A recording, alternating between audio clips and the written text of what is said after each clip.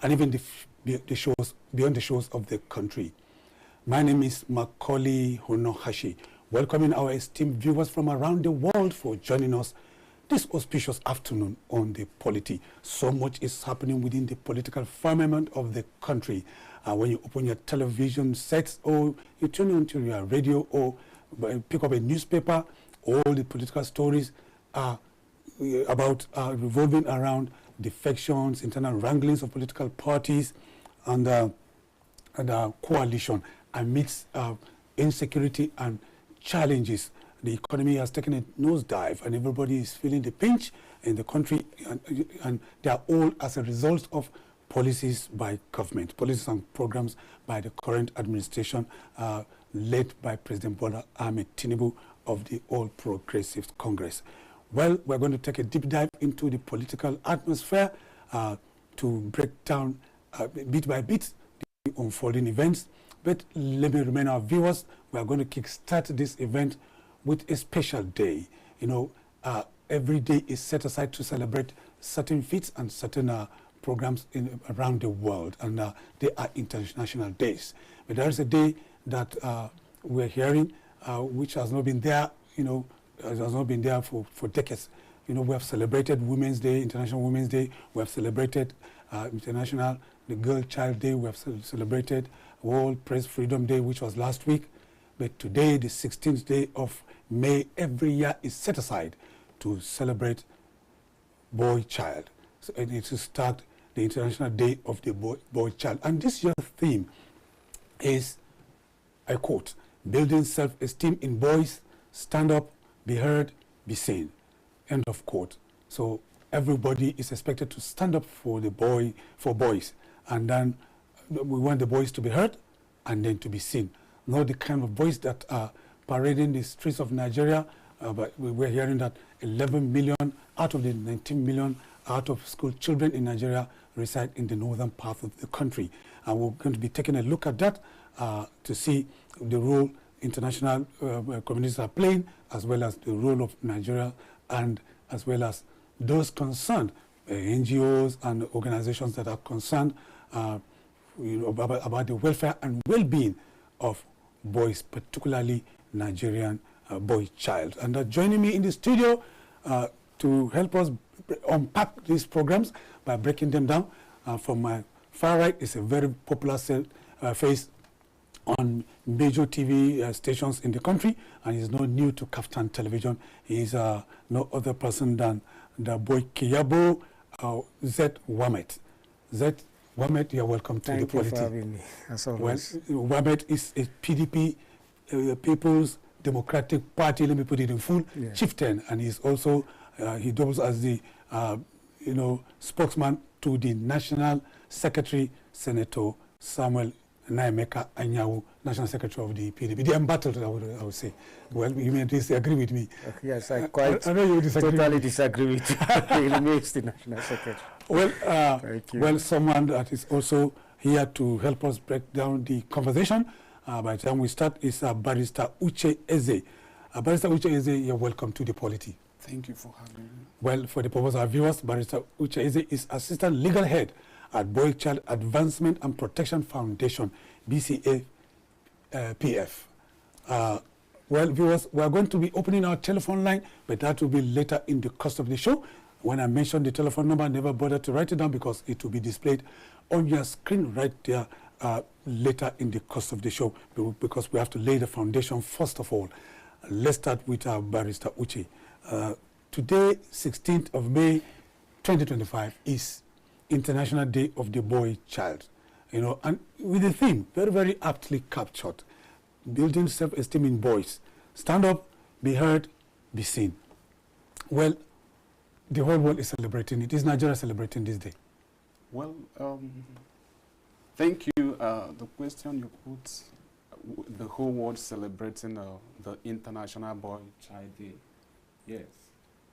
It is a new phenomenon. As you know, it started in Trinidad. Trinidad and Tobago. Okay. In 2018. just barely educate. Exactly, It's not up educate. So, and most Nigerians are even unaware about it. Exactly. So, as for us in this foundation, we are working hard to project this very program into the mind of the people so that it will become organic in us, because it's something that we are seeing every day, how the boy child is going. You know, when you asked that question, I wanted to reply by answering who the boy child is. Exactly. Tell us that.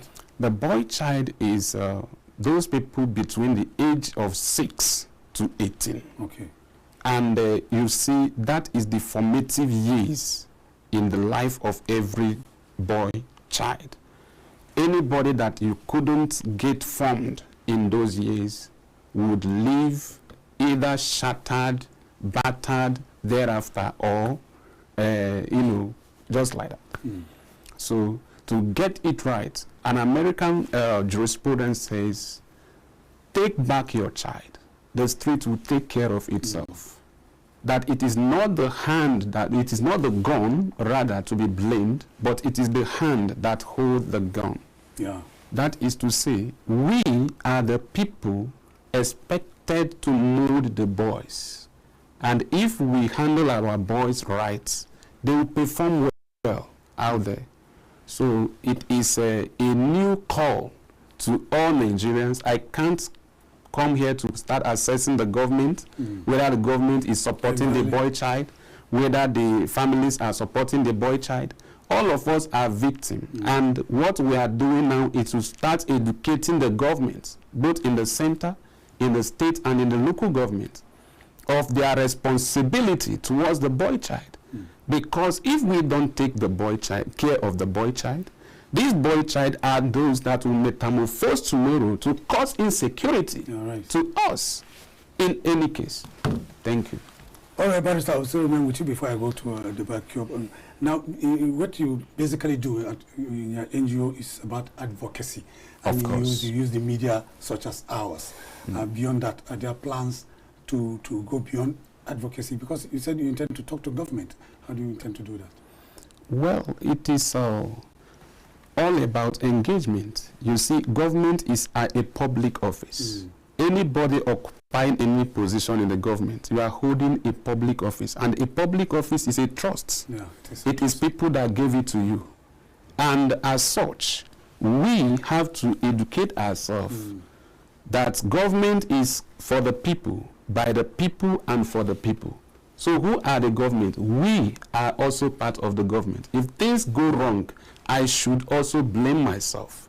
So, because an adage say that not talking, it is the fault of the mouth, but not hearing is the fault of the ear. So we, the lawyers especially, are those who are meant to talk and advocate, tell the government their duties and responsibility, keep reminding them. Sir, you also know that even God has a policy. And we keep praying in petitions and reminding God what God has said that he will do to us. And as such, you see God reacting towards us to act in the manner and you know, that we want it to be. So we can also approach our government. It is some persons that will just be hostile to government, blame government in everything, but we will engage government, writing them replying and calling us to come, we bringing in the idea and telling them the challenges and how to engage these boys from the grassroots. Thank you. Well, let me go to Comrade Warmate. Comrade, before you became a partisan politician, it started with a decision. You are also a father, which also started with a decision to get married and then to have children. Now, Nigeria has over 19 million out-of-school children. And out of that, 11 million are said to be in the northern part of the country. And when you visit a state like Kano, this spectacle of despondency you see, you know, children roaming the streets and you know, authorities seem unperturbed. I'm not asking this question for you to take a swipe at this, because I know you to, as someone who says his mind, no matter whose ox is God. You belong to the opposition party. But you speak truth to power. You know, what kind of, how disturbing is that kind of scenario? Being a father and as a Nigerian and as a concerned citizen. You see, we want to say that it's quite worrisome, quite worrisome, because looking at the out-of-school children, it is the future you are putting on the streets, the future of this nation that you are putting on the street, or you are allowing to roam the streets. And we remember very well that a leader in this nation had this young future of this nation in his heart and did what was best for them. But some people brought politics into it and fought against it. And I'm talking about the former president, His Excellency President Goodluck Jonathan, when he came up with that Amajiri education. And he came up with such a wonderful thing. He even set up an agency that coordinates it. But some of the northern elites fought against it, came from the angle of politics, and the dream, they crashed that dream. And today, they are seeing it, they are suffering it. Because see the insecurity, most especially in the north. Exactly.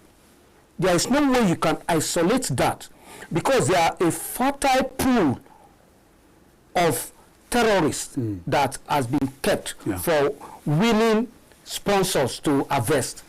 So that is a major issue. Tackling it at the grassroots, tackling it on the street level is just the best way to also address the issue of insecurity, because most of the people on the street are the male child, male child on the street. You see them begging, you see them doing menial jobs to support their family and what have you. So the government, as a deliberate policy that Jonathan brought up, ought to come up with that policy, reintroduce it, and ensure that we get our young boys off the street. We educate them. Because when you educate them, you reduce insecurity, you reduce crime, you reduce a lot of things. And I must say that I want to commend this organization because what we hear is the girl child. Exactly. Is the girl child. What about the boy child? The boy child is being abused. Exactly. The boy child is being oppressed. We don't hear about that because it is not, nobody is raising voices for them, nobody is bringing it to the front burner. And that's why I must commend this NGO to have come with this, this thing. And also commend Trinidad and Tobago, this thing that started it. Because there are a lot of this thing, bullies in the schools. So it's very essential that the government and people, individuals, and schools pay attention to also the male child. When they complain, you don't just wave it, just wave it aside. Let our leaders know that the future of this nation is in the hands of those young male child on the street. And if they want a better future for this nation, they must, as a matter of urgency, focus on how to bring them out of the street. Well, Barrister, the theme for this year is very, very apt, very, very auspicious. And it is building self-esteem in boys. Stand up, be heard, be seen. Now, in achieving this proposed, theme, what role do you think he alluded to? The role of schools. What specific areas do you think schools can get involved to build self-esteem? Because self-esteem is very, very important in boys. They are the future of the world. Beautiful. You see, in academics, there is what is called a classroom reward. Anytime a child does something that is good, you praise the child. Not a child is doing something that is good and you are not even praising the child. You are not giving any accolade. So such would sink the person's morale. It would drown the person's spirit. And the person would never strive in the right direction anymore. And even most boys, for instance, they don't want to be close to their teachers because of the way the teacher handled them. I would admonish our teachers nationwide, let them imbibe the student-centered learning, not the teacher-centered learning. You know, it is a kind of being selfish when you are thinking of yourself as a teacher. Put the people that you are educating first. You know, in education, what matters in education are three, the basic factors: the code, the decoder, and the encoder. Yes. The encoder should be prepared. And also prepare your information you want to pass. And you must also make sure that the decoders are in their right frame of mind. Like my second had earlier indicated, you see, educated mind is a liberal mind. And when people are educated, they will tend to be liberal in their approach to everything. Okay. They would not be, you know, they will not be of that autonomy or monopoly. They will be liberal, allowing people to do things themselves. Some of our teachers are undereducated. Why do I say undereducated? In ideal society, every year, teachers are supposed to do workshop, reorientation. Yeah. Things are changing. The approaches to solving the problem should also change. And, you know, in ideal society, where things are working, the education or the Ministry of Education should also think of supervising the private schools. Because before now, the government schools do well, the missionary school do well. But when the private school crop up from everywhere, mushroom schools, things became imbalanced. And you see people rushing to graduate to say our school is doing well, whereas they are graduating the children is not based on merit, but based on machineries. They just machine them and push them out through some doctoring of result and exam malpractice. Okay. Well, Comrade Daboikiabo Z Warmate, you earlier mentioned the fact that these boys are not taken care of in terms of their having a better well-being and remaining focused. They can be willing tools for, you know, for us coming further to foment trouble in the future. And we have seen that play out in Boko Haram, where you have young people below the age of 18 participating in banditry and kidnappings and, you know, similar crimes. Now he talked about the role of institutions, particularly schools. Now let's talk about another institution that is the cradle, that is the family, at the family level. You know, a case in point is that of the northern region, where there's this worrisome, despicable spectacle of Almajiris roaming the streets. Almajiri, there's nothing wrong with the word. The meaning of Almajiri simply means students. But it has become abused and it has become fixated in the minds of people who see Almajiri as something that is derogatory. It's not derogatory, but the way it is being handled is what is wrong with it. That's the only thing that's wrong with it. You've also mentioned the fact that former President Jonathan, initiated the Almajiri schools system, which has been abandoned largely by northern leaders. Now, and the role of it is the responsibility of a parent to take care of a child they brought to the world. They didn't consult the child for bringing the child to the world, so they should not subject the child to danger. And then here you are in the north, where you find children, mostly boys, clustered in a vehicle, lumped together like sardine, transported to an area where they know nobody there, and they are stationed with a malam who asks them to go and eke out a living for themselves with small balls in their hands, and they are begging for arms. What is the role? How should parents, before I come to legal framework, because he is a lawyer, what would you be saying to parents that have abused children like that? Because that is child abuse. Yes, you see, it is very unfortunate that in this part of the world, we are facing what I call religious colonization.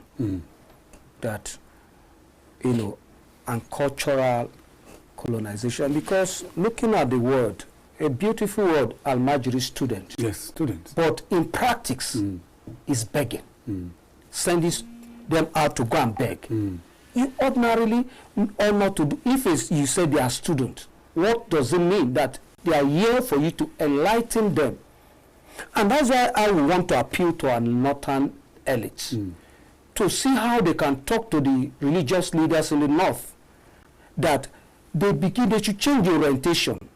The norm should tally with the practice. Student, if a parent decides to say, okay, I want my child to be enlightened on this area, in the, let me say, in the Islamic knowledge, and brought that child to you, you should be able to give that child that education without asking the child to go to listen. And for me, I want to say that they should evolve with the world by making it a school format and not just giving them out to go and stay with one imam. That you will even hear of imams abusing male child, and so on, and you know, people abusing.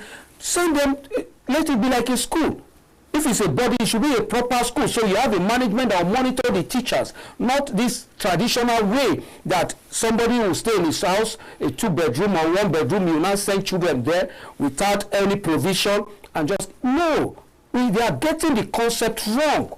And that is what is fertilizing the insecurity in the north. There is no way kinetic solution alone will bring about peace. They need to address it from this angle. Get those people off the street. There are institutions, well-established Islamic schools. Send them to that student. They are magic. Okay, send them there. And not just to give, because that same place, there are malams today that educate them. That same place, there are pastors that educate them. Rather than saying you send your child to one malam in his house, and the malam, you hear one abuse, or the malam will ask him to go and beg for alms. It is not a proper thing in this present time. I want to plead with them, most especially the religious leaders. Please, the world is not for the children to go and beg. It's student. You are there to teach them in the Islamic way or Christian way or in the secular way, whatever it is, educate them and don't send them to the street, because you are doing harm to the nation. You are making them a tool in the hand of all these sponsors of terrorism and kidnapping and so on. Look at most of them. If you see the video they put on this, you see they are within this age range, between 10, 15 and 18 years. You see them. So we have to plead, we have to talk to our religious leaders to change that narrative of saying an Almajiri is somebody that has to go and beg. No. It's today, even as I'm driving here, I saw some of them. So we need to change that narrative, and our religious leaders have a serious role to play in this regard, to be able to let the children know, because as you said, most people don't know the word, the meaning of that word again. They just see it as a beggar. Almajiri is a beggar. But it's a student, a beautiful word. So we have to plead with our religious leaders in the mosques, in the churches, to change the narrative to the true narrative, which if they give you a child, if you cannot take care of the child, give it back to the parents. And let's also plead with our parents to pay attention to their children.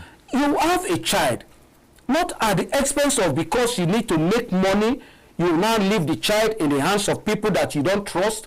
You now leave the child to have his own head at the age that he's not supposed to have, be independent. No, that is wrong.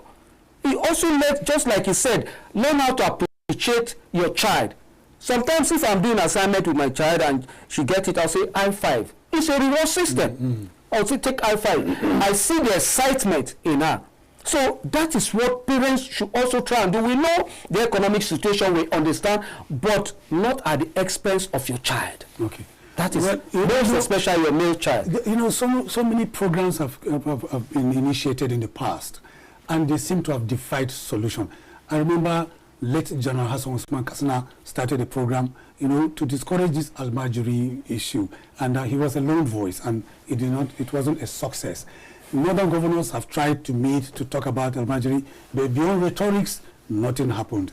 But I remember there was a program that was a huge success, and that was during COVID-19, where northern state governors decided that, to gather all Almajiris. For instance, in Nasarawa State, all the Almajiris in Nasarawa State, were gathered in Lafia, and then they were stratified according to where they came from.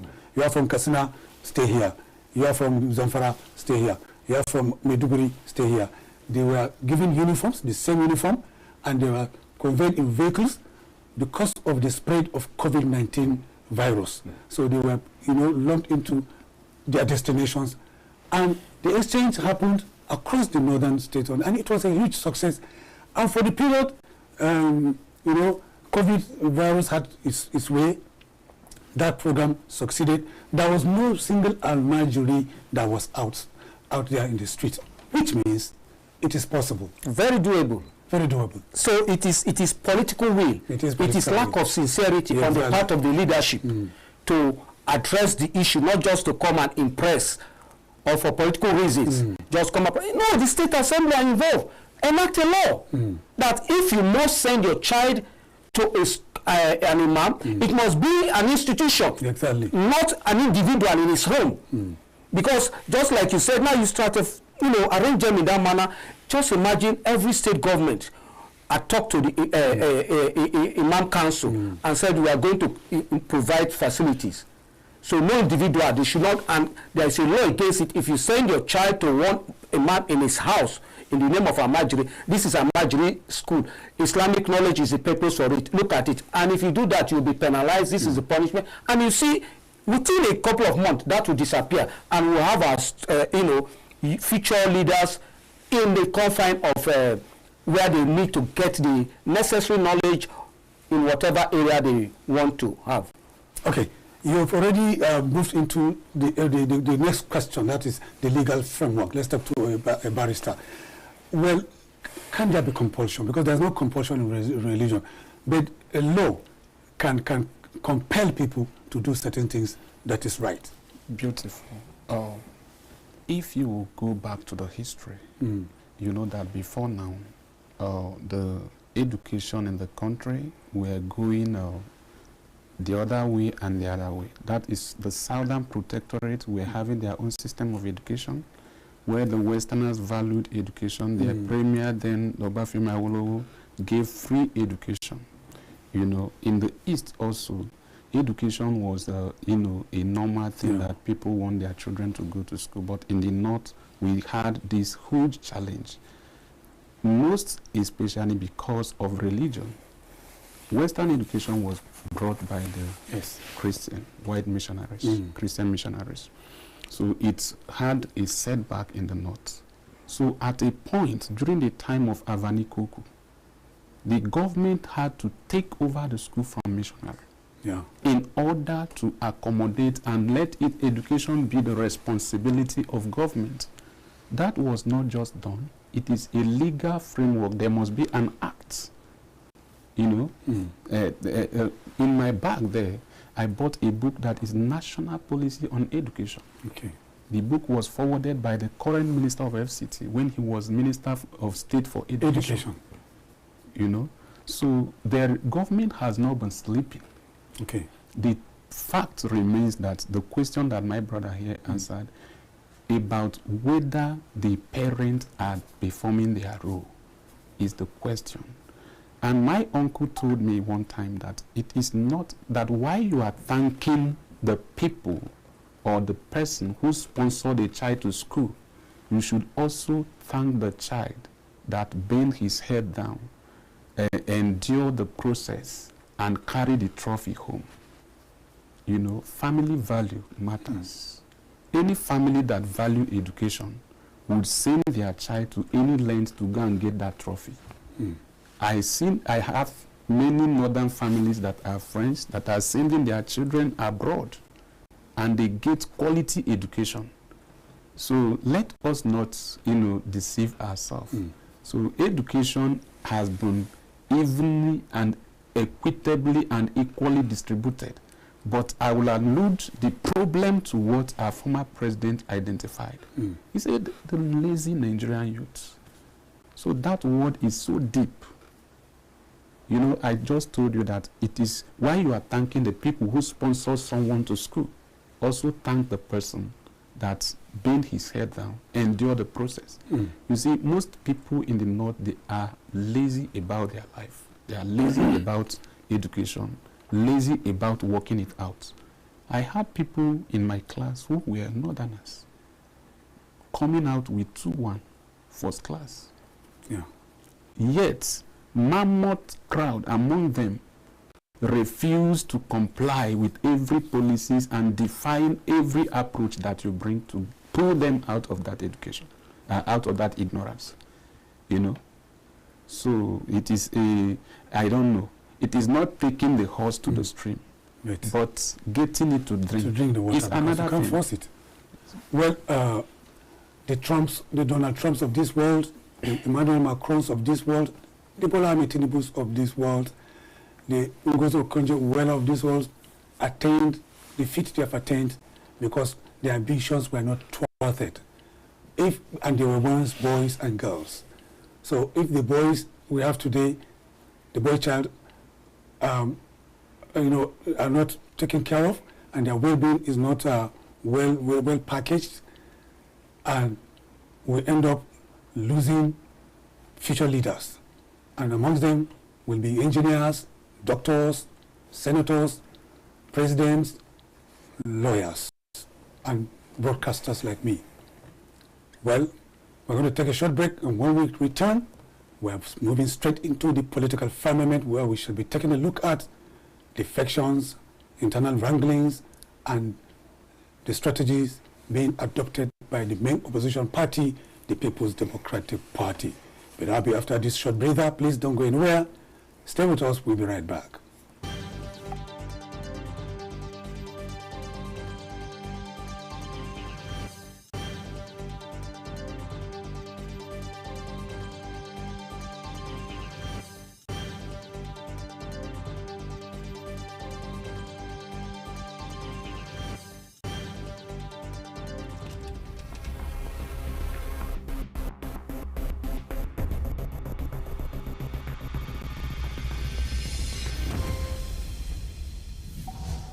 In the beginning, God created a beautiful world. 3, 2, 1. Action. And that's why, at KAFTAN Television, we imagine a beautiful world.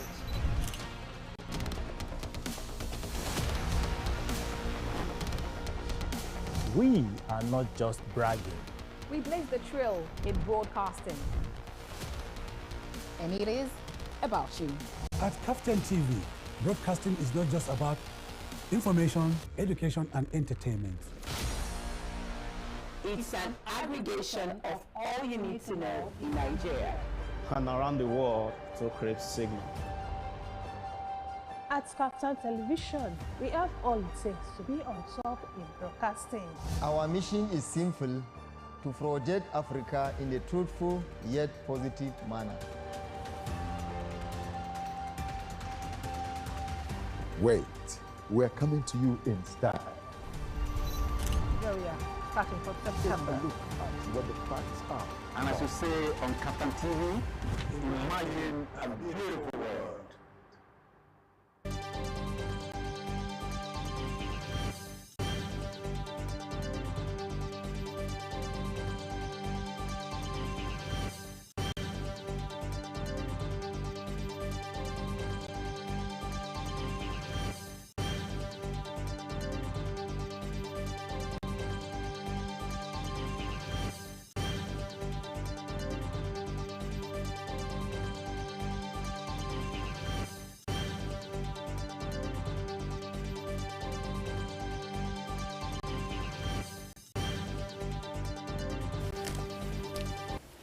You're welcome back. Yes, if you're just joining us, you're tuned to the Polity, reaching you live from the Abuja studios of King Adebayo Film and Theatre Arts Network. popularly known as KAFTAN TV, where we all imagine a beautiful world. My name has not changed. It is still Macauley Hunohashi, a regular host. And with me in the studios, none of them have left either. I have Comrade Daboikiabo Z Warmate, and he's a comrade, and he's a PDP chieftain, the People's Democratic Party chieftain. Let me make it clear, you know. And then he's also the spokesman of the National Secretary of the party.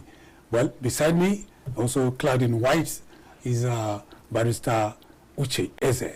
You know, Uche Eze, like I said earlier, he is the what's the title of Uche? He is the National Assistant Legal Head at Boy Child Advancement and Protection Foundation, BCAPF. You know, and they want to see to the welfare and well-being of Nigerian boy child. You know, like we said earlier, today, 16th day of May, 2025, is the International Day of the Boy Child. But, gentlemen, let's move to the political firmament. Comrade, how are you feeling the political heat? There is depletion in your party. Your party is being depleted. How do you feel about that? Well, I feel very sad. I feel bad about it, but certain issues are responsible for that, and we are hoping that it will be resolved. And from feelers we have, it has already been resolved. But in every situation, you know, what area do you think has been resolved? Can you tell us? No, it's the issue of the National Secretaryship of the party. You know, there was a recent meeting convened by the Governors Forum of our party, and also they invited their former colleagues that have left the office, and they met and discussed, which led to the setting up of the Saraki Committee. And the Saraki Committee has been working assiduously to ensure that the party unites. And we believe, and we've heard feelers that they have gone through analyze every information and document, and discover that the National Secretary remains most distinguished Senator Samuel Nnaemeka Anyanwu, following the PDP Constitution and also the Supreme Court pronouncement. So that has gone a long way to reduce the tension and the campaign that we experience as a result of the governor's wrong pronouncement before now, pronouncing and acting secretary when we have a substantive secretary, and the inordinate ambition of the Enugu State governor trying to bring someone that is a misfit, that is not a good example of any young person to be the national secretary of the greatest party in Africa. No, but as at this moment that we're talking, there's no official statement on that resolution.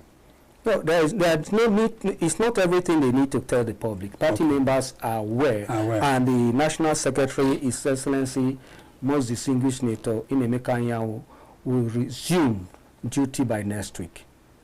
He's going to resume duty by next week? Fully. Okay. Now, let's talk about,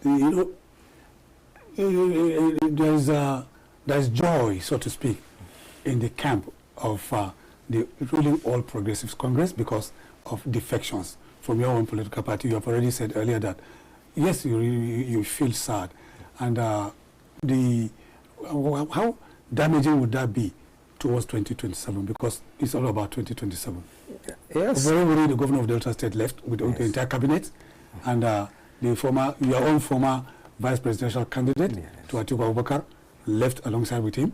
And then there are defections from Kebbi State, 3 senators left, which has depleted even your number at the National Assembly. The All Progressives Congress, the ruling party, has 68 senators, while your party has 30. How damaging could that be? And because there's no time for you to make any amends. Or is there any time? No, definitely there's time, and we've started making the amends by, as I said earlier, the governors realizing their mistake, and the Saraki Committee correcting the mistakes that has been made.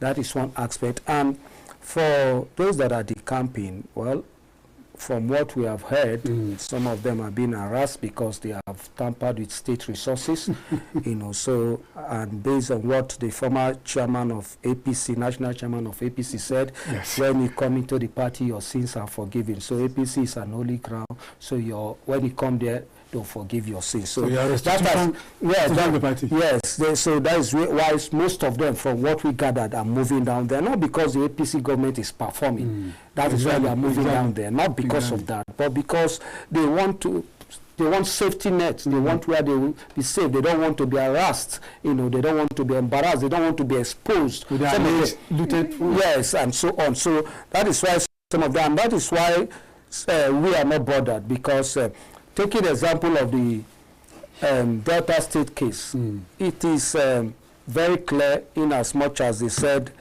they come to connect with the national and whatever reason. We don't feel bothered because the Deltans are with PDP, strongly with PDP, because we still have the former vice president as our vice presidential candidate, and him remaining at that time also the incumbent governor, and the present governor then was the speaker. Even with all that status, we lost the 2023 presidential election in Delta State.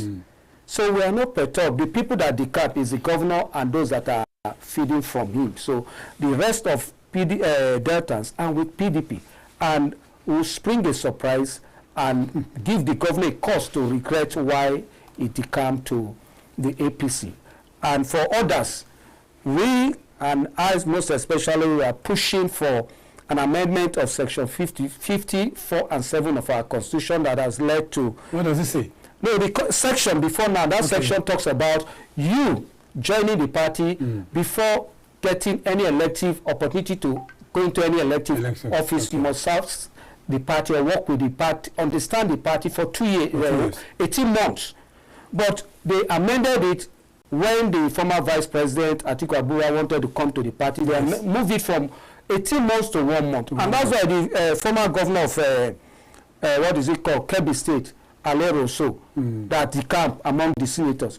It came into the party, is it 2 months to the to the primaries, and took the ticket because of the big name. So they see what we are suffering. Now, there were people that have made sacrifice, that have remained in the party, that they deprived just because of the big name.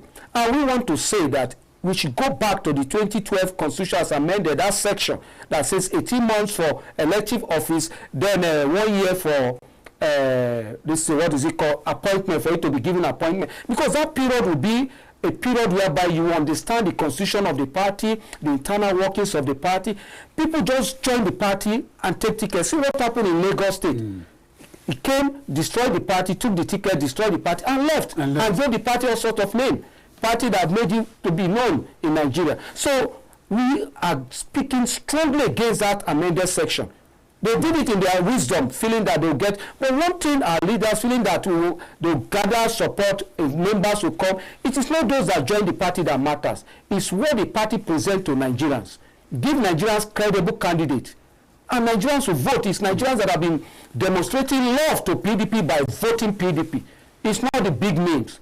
And that's why we had this experience of people decamping. The three senator, leading the three senator, he just joined PDP, took the ticket. But we know that there is inflation that will come in PDP, APC, and they will come back to us. And at that point, we scrutinize it. I think even the former governor of Jigawa State said so, and I had a very good laugh when he mentioned that. He said even the national chairman of the APC will come to PDP. It's very possible. I didn't believe him, but you're just reiterating. Yes, it's very possible.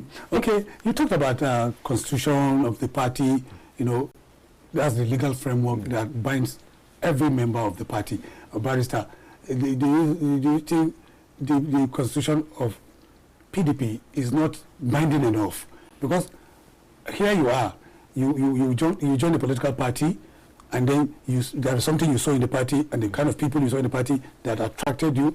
They gave you all their support 100%, perhaps they mobilized resources, campaigned for you, expended energy and time, worked for you, you threw your hat in the race, and then you got the mandate of the party, and then your name appeared on the ballot, and then you won election, midway into the tenure, you just dump that same party. You know, on moral grounds, it is a no-no.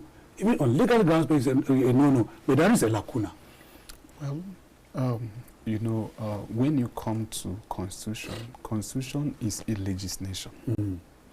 And there is another part of law, which is what the court said, which is a stare decisis, case law. Okay. You know, an American philosopher would say that the law, it is what the court said it is. It is. That is to say, even if there is an existing legislation guiding that this is the way we should go, some party members will tell you, no problem, we go to court. And you know it very well that everything that happens within political party, it ends in the court. It is not that legislation per se, because the legislation might be there as a guide, but interests supersede what is in the legislation. Politics is all about interest. And why the chieftaincy, my colleague in the studio was trying to make some statement about what happened in the Enugu state, what happened here. Me personally, I have been observing, you know, and you see the body language of the political bigwigs in the PDP, and there is an issue which is of the zoning. It started from the previous 2023 election, when they were having issue with the national chairman and the presidential ticket coming from the same zone. Exactly. And you know, up till now, those issues, let me ask you a question. A spilled milk is very hard to gather. Can it be gathered? You can cry over spilled milk. Beautiful. And if you ever gather it back, it can never remain the same. It can't be the same. So there is a lot of things that has happened with the party. Me particularly, I worked for PDP. Okay. I have been there. I know what is happening there. But now a member, an elder, advised me. You jokingly told him when we were yes, to the member, an elder advised me. He said, "You are young. Go back to your profession. Face your profession. Okay. When you grow up, come to politics." Now, you mentioned interest. Yes. That all politicians make decisions because of interest. It could be personal interest, selfish interest, regional interest, religious interest. Of course. But in all these defections, have you seen any national, nationalistic interest or an interest with national flavor? Well, let me speak with what happened in Delta, where I will just be going around what my colleague is saying. Let me not go and perforate new something. You know, the Enugu state you talked, for instance, many people, party flag bearers who won their election under Labour Party has gradually left Labour Party and go back to PDP. Yeah. They are not doing that because of national interest. They are not doing that because of even community interest. They are doing that because of their personal interest, to protect their 2027. Thereby, the governor per se, that is Enugu State Governor, is a very smart politician, and he's already gathering much support, not only in the state, but far beyond the state to other southeast. If anything should happen to Enugu State PDP, count it that southeast is no longer having PDP. Okay. So they should be careful with that state. Careful. That's what I have to say. Comrade Warmate, let me ask you, the PDP, on the heels of tsunami of defections, your party convened an emergency meeting, and many faces were conspicuously present, while some high-profile, political individuals from the party were conspicuously absent. And a case in point of someone that was absent was your flag bearer in the 2023 general election, Alhaji Atiku Abubakar Waziri Adamawa. He's been in the forefront, for the formation, for the amalgamation of rainbow coalition that will defeat Tinubu, so to speak, in 2027. Another person that constitutes huge problem in your own party is the current minister of the Federal Capital Territory. He was there at the meeting. Many people believe that he shouldn't be there at the meeting. And there are observers who say that thing that is playing out. Some were there, Labukara Salaki was there, Atiku was not there, Wike was there, sends a very, very bad signal for members of your party moving towards 2027. How would you react to that? Well, before I get to that, let me tell my friend. React to what he said. Yes, that is Enugu State, whatever happened to Enugu PDP does not have any impact on any southeastern state. Okay. As we speak today, we are very much aware the governor, due to his inordinate actions, want to leave PDP to APC. But he rejected it. We are informed reliably that he even met with the vice president, but he was rejected by the state leadership of APC in Enugu. And we are informed already that he's making an attempt to join ABGA. What is chasing him away from the PDP? And that is because he has failed to achieve his aim of wanting to install, just like I said, a misfit in the person of Honorable Sunday Dokoye, who forged in connivance with the director of organization in our national secretariat, our Congress guideline. And also, this is someone that came with talks to our national secretary. The video went viral, was running on barefoot as national secretary. We said never. We cannot condescend to that level of having such a person. And that has been a serious frustration because there is no legal ground to which that can happen. So he's frustrated and wants to move out. Well, that is moving out soonest will not, I think we from information we gather Tuesday or so, but that will not affect PDP and it will not affect the Southeast, to say, because the National Secretary is from the Southeast and is a known figure in the Southeast and a popular one at that, and that is Senator Samuel Anyanwu.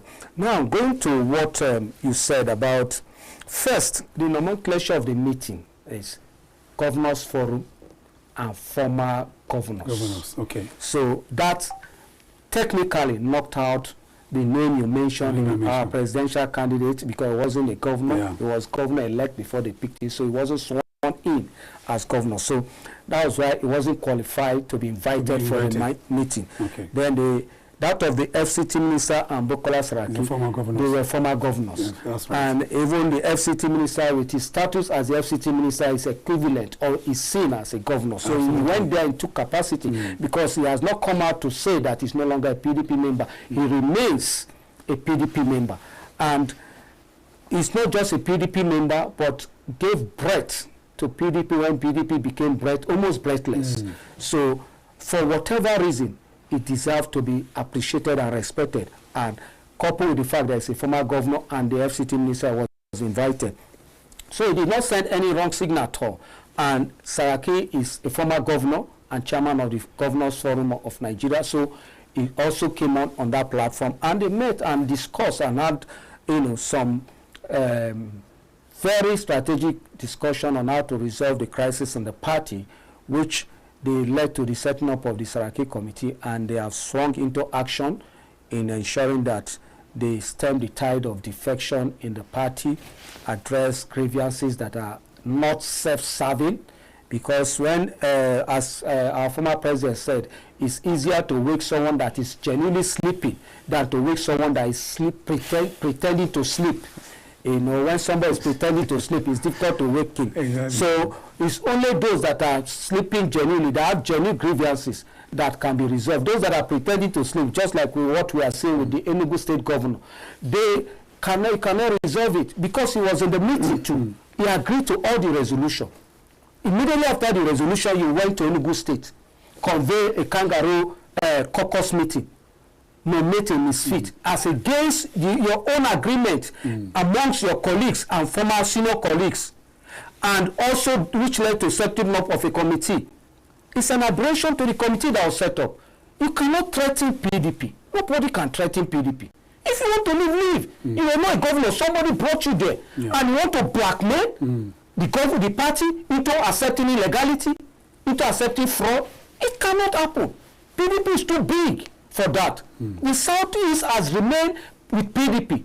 And one individual cannot cajole and deceive people to say we will leave. He will leave, just like what happened in Delta State. It's the appointees of the governor. It's his appointees that will live with him, and it's called this if they are leaving.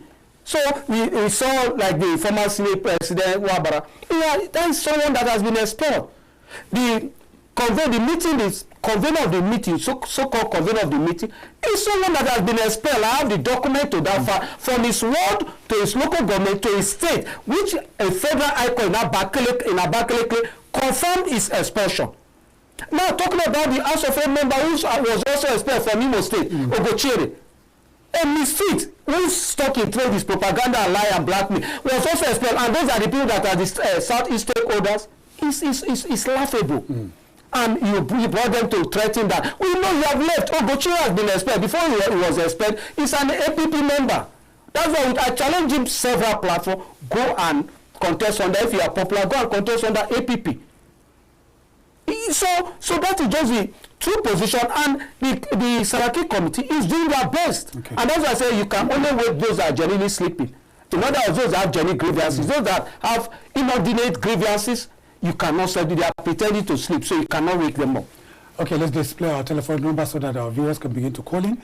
Even if it's just 3, 4, 5 callers, let's let them call in to verbalize their thoughts with regards to this program. The telephone number is right there on your screen. It is your show. As usual, we'll open the telephone line so that Nigerians can call in to cross-fertilize ideas and even say things against or for the programs and policies of government that have been fashioned out for the well-being of all Nigerians, including our callers.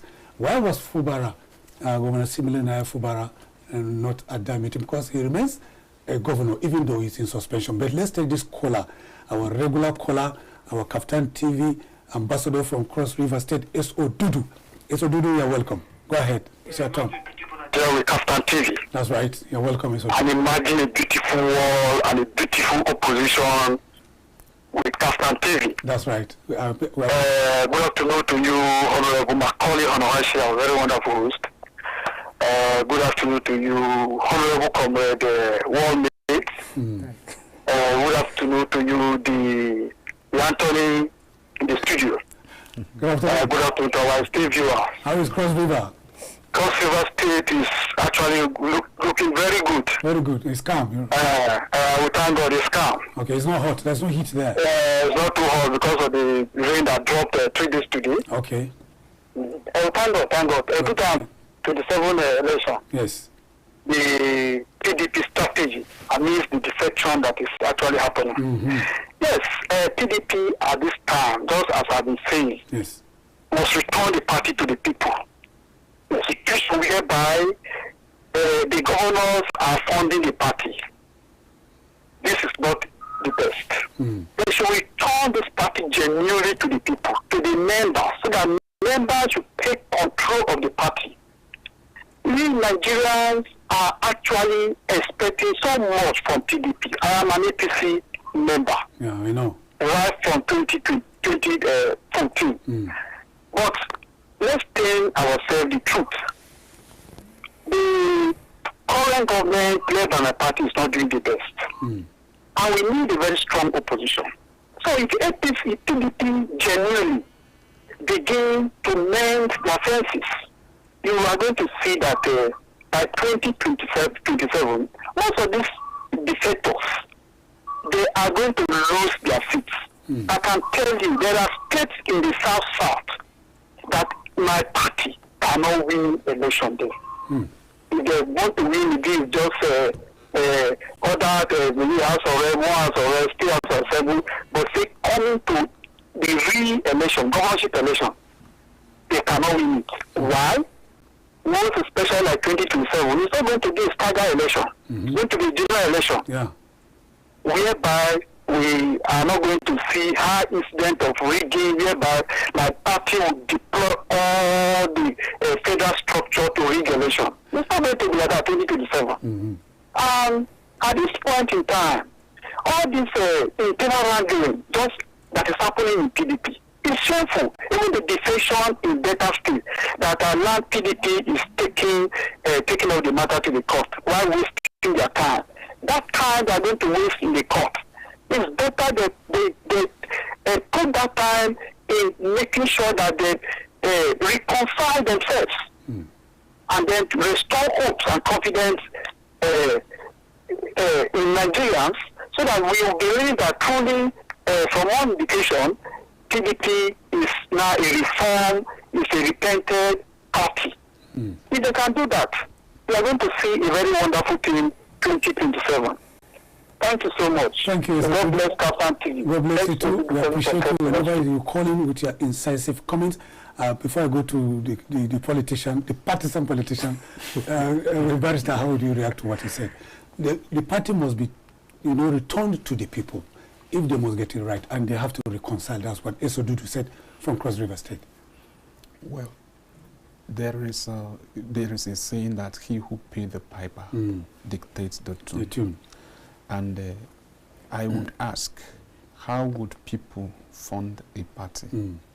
Where would they get the money to fund the party?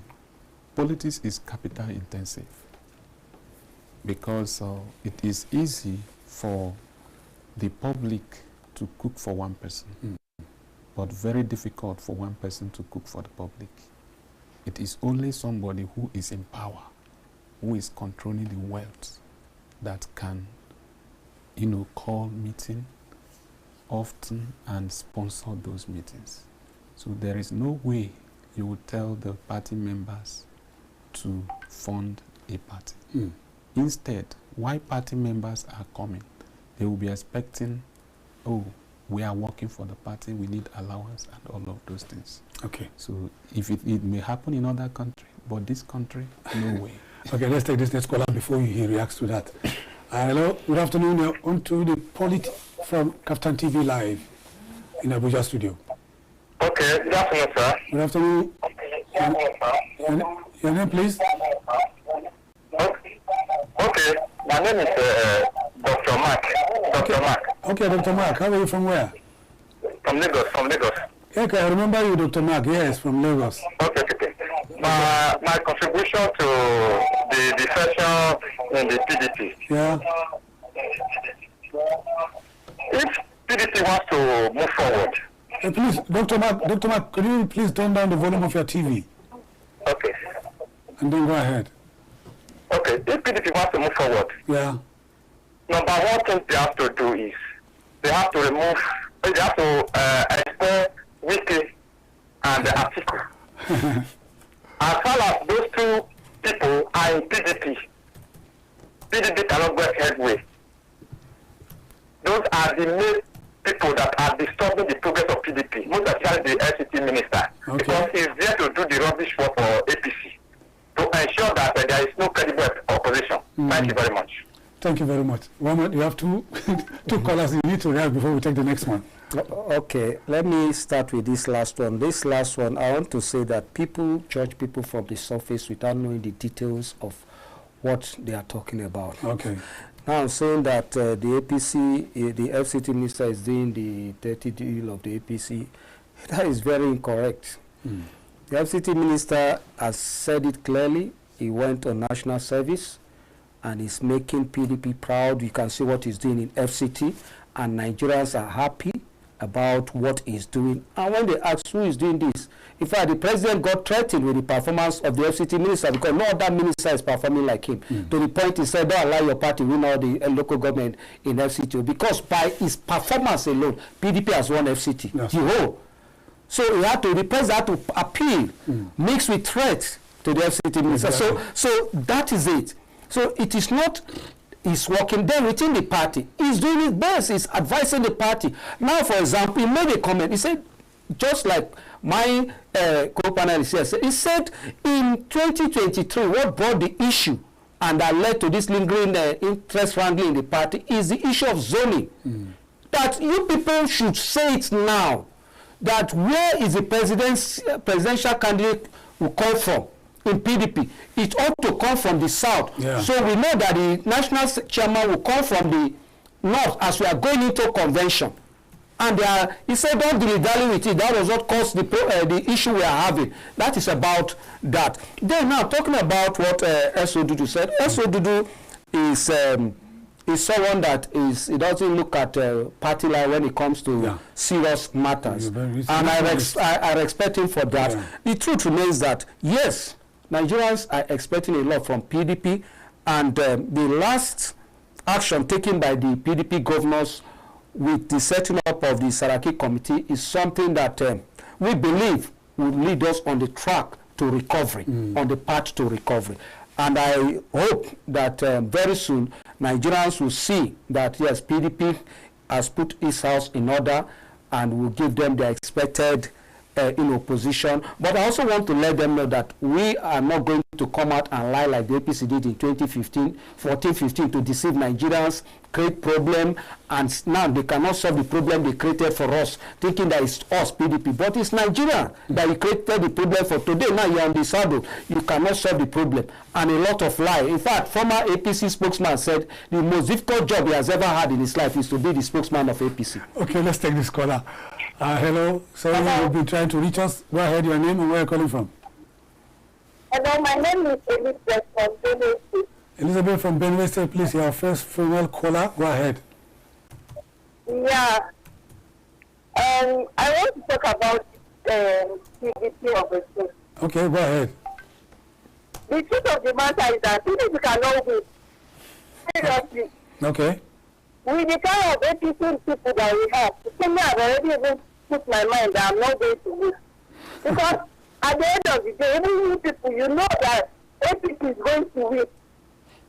Any little strong member that you people have in PDP, before you know, the PDP, APC people will come and collect it for you people. What are you people doing in your house? How are you going to put your house in order when anytime you have any candidate, before you know, the APC members will come and take away. You and I know that this president is going to complete his 8 years. That's what the truth of it. Even though the news are knowing that they are going to enforce people to vote. You cannot force everybody to vote. That's what the truth of it. As somebody like me, I'm already casting my mind.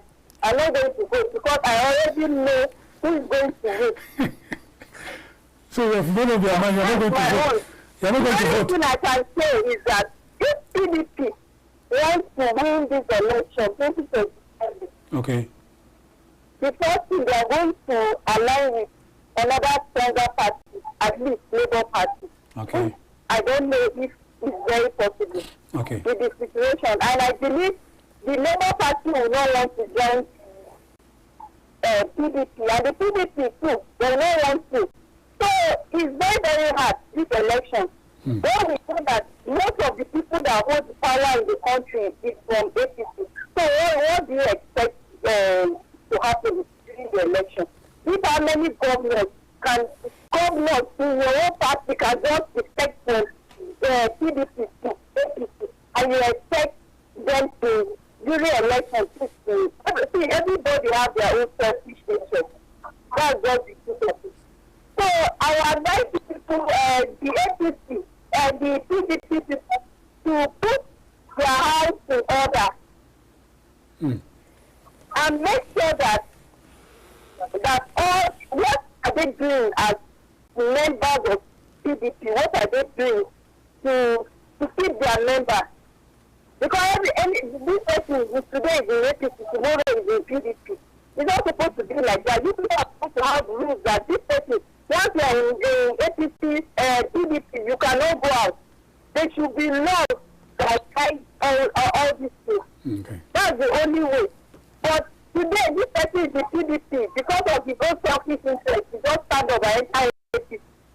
Forget anybody that will tell you that when I defect to APC, they will give me, I'm doing it for my people so that I'll have more resources to help. It's a lie. I've seen plenty of them. In my area where I am, we don't have transformer, but once election comes, like, before you know, they'll come and give us transformer. I want you for 2027 because so that they'll come and give us transformer. I'm using solar light to watch this show.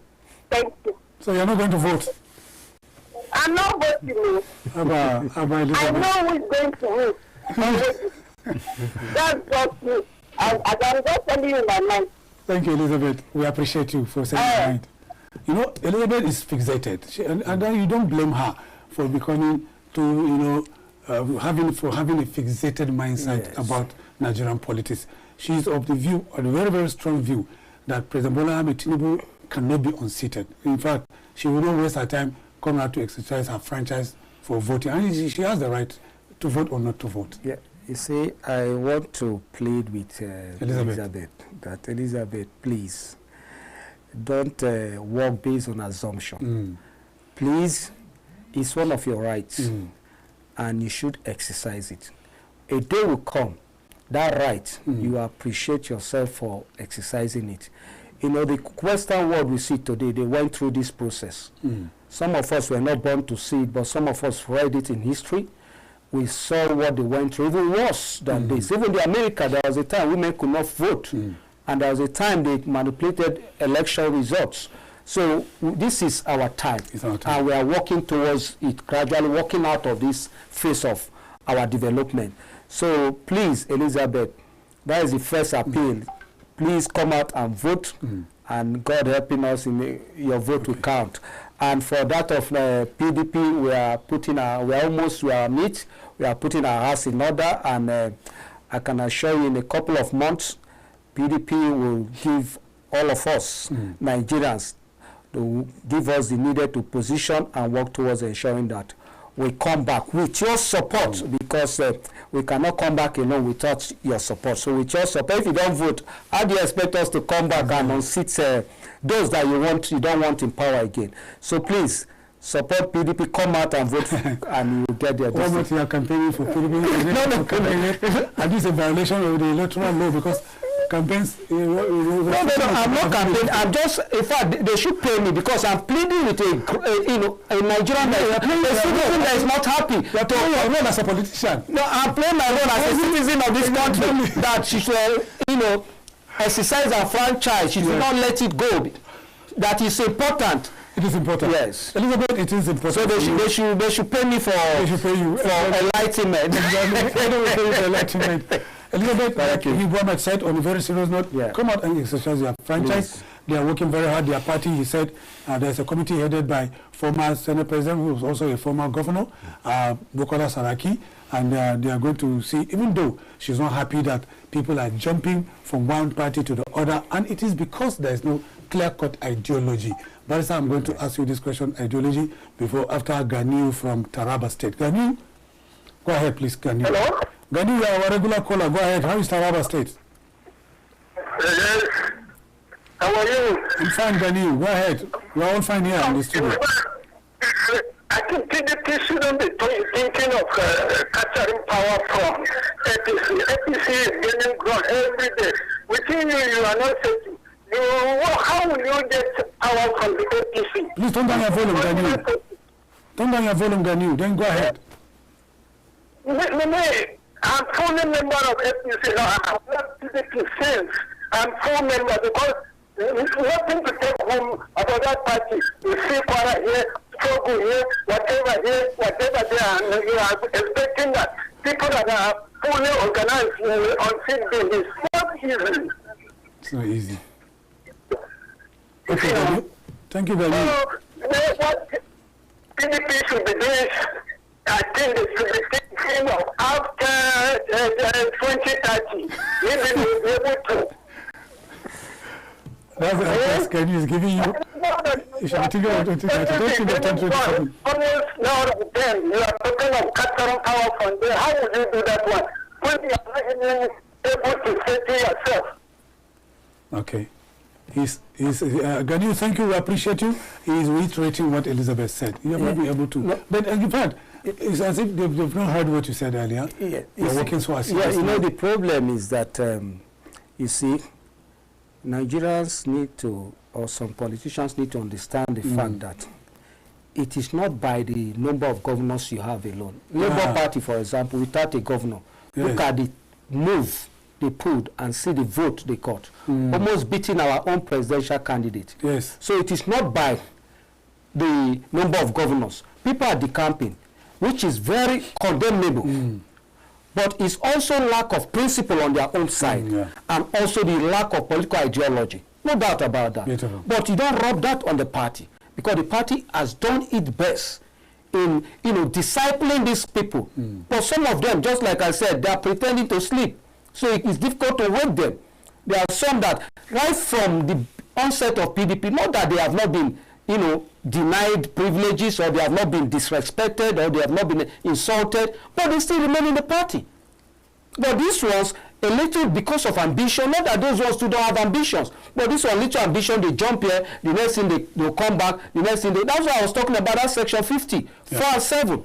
So that is another way to discipline. So when you come, whoever that wants to come, if you want to contest, you come 2 years to the time, 18 months to the time. So before then, you would have gone through the needed process to, be grounded in the party. So that is just it. So talking about sitting in APC has more problem than PDP, just that the covering of the president is what is making people not say. But very soon, Gani will change his statement. Okay. I assure him of that. Okay, can you may change your statement, but let's listen to this next caller. Your name, please, and where you're calling from.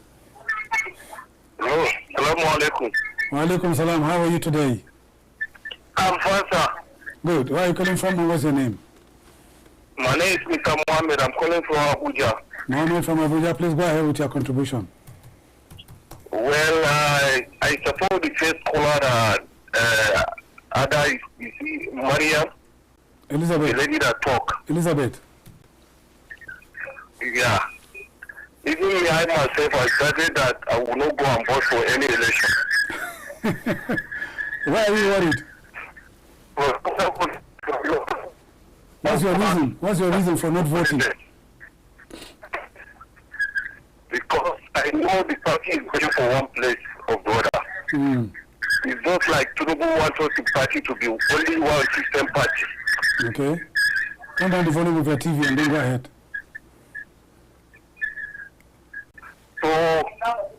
So you see, all these things that is happening in the country, it's not supposed to happen for the country.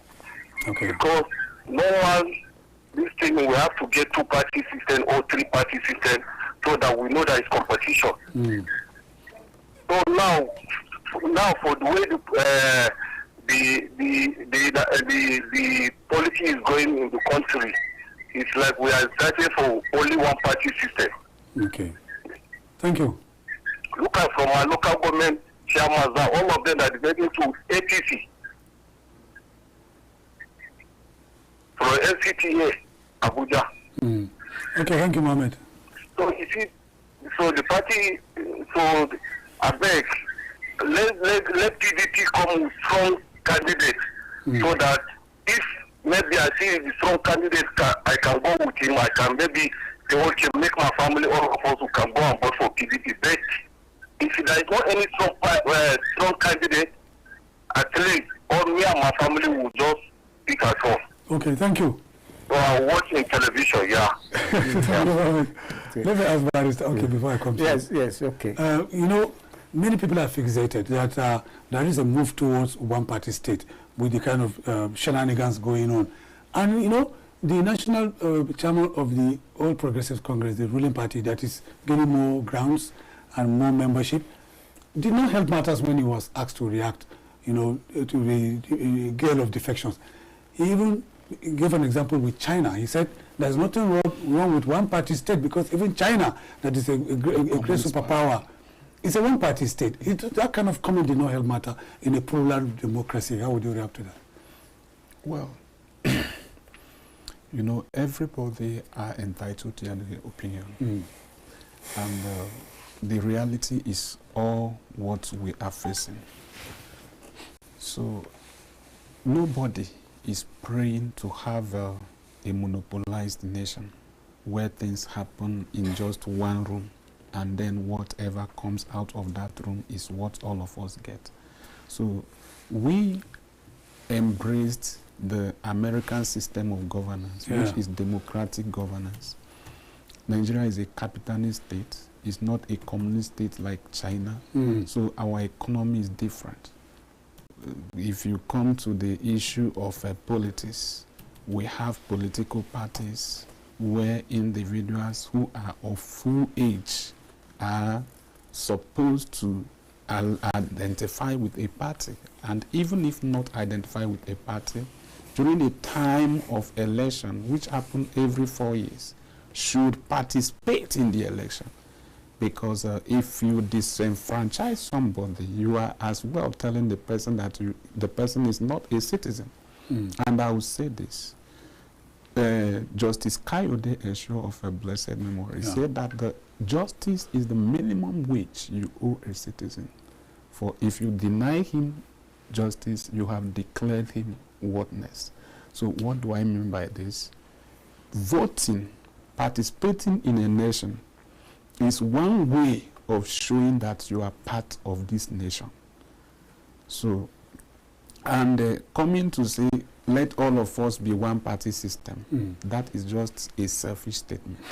No, things need to be balanced.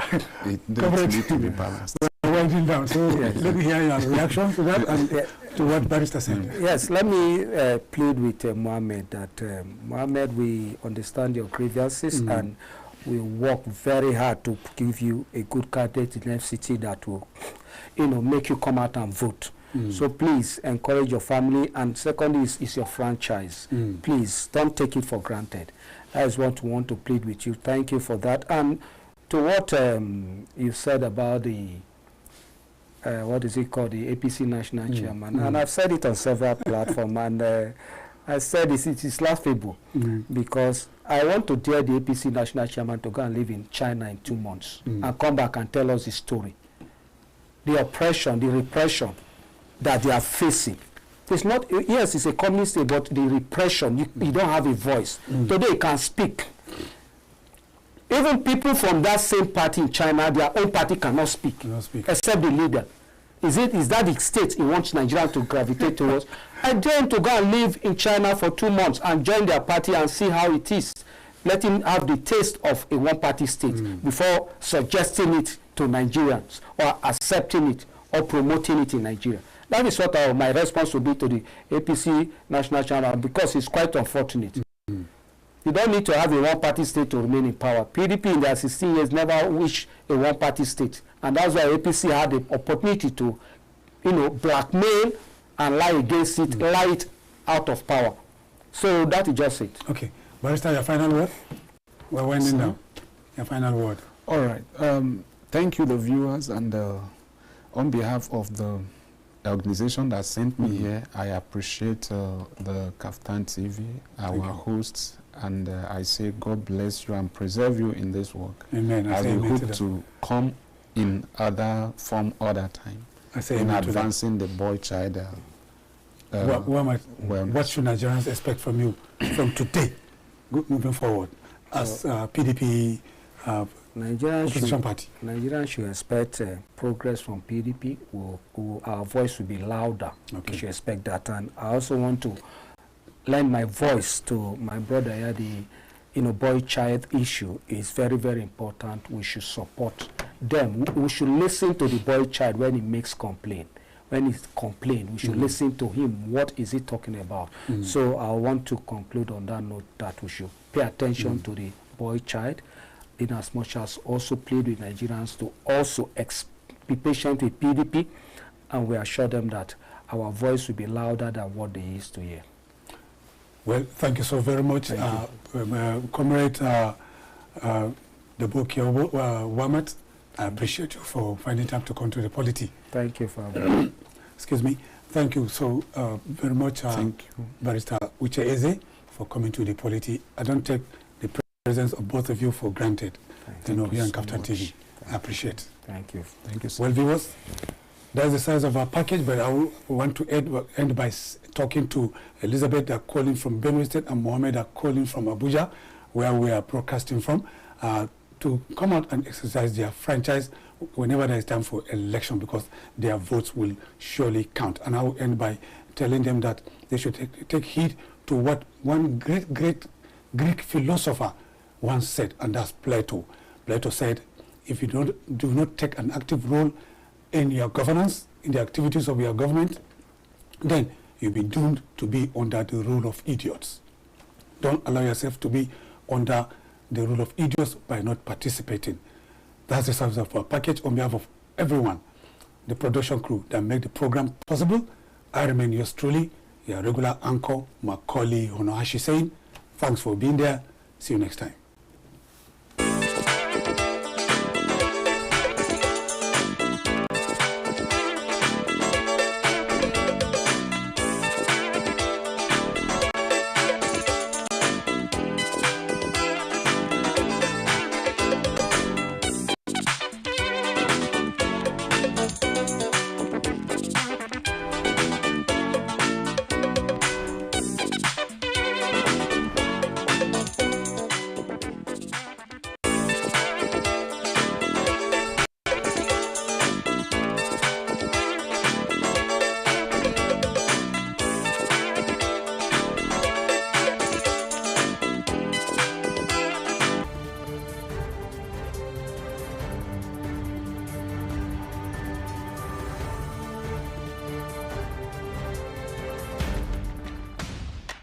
While wrapping up the day, unwind with the reminiscence of the day's news from home and abroad. Thinking of where to get the latest information and in-depth analysis on news, events, and trending stories around the Federal Capital Territory? Or do you need a medium to showcase those amazing brands, businesses, and events of yours? Seek no more. So a beautiful community for a whole lot of tourists and tours. And we got you covered. Tune in to channel 124 on StarTimes at 10 p.m. West African time on Tuesdays and Thursdays to be informed on policies, news, reports, events, and their effects on the Federal Capital Territory. Only on KAFTAN TV. KAFTAN TV. Imagine a beautiful world.